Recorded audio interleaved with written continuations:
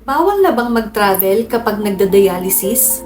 Hi! Ako si Irene at ito yung experience namin sa pagta-travel noong nagda-dialysis pa ang asawa ko.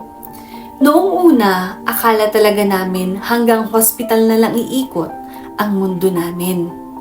Parang bawal nang gumala. Parang wala ng freedom. Pero, hindi pala ganun.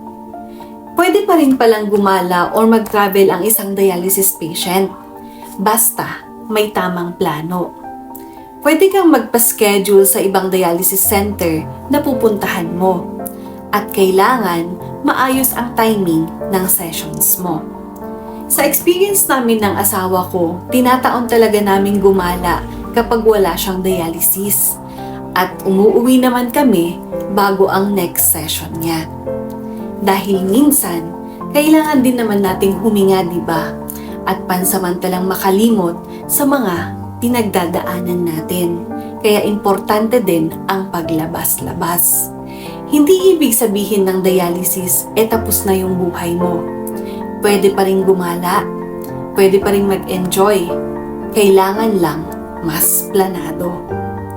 Gusto mo bang i-share ko step by step kung paano kami nakapag-travel kahit nagda-dialysis pa siya? Comment mo lang, travel.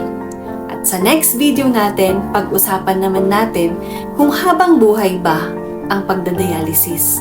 So yun lamang po for today and thank you so much for watching. Bye!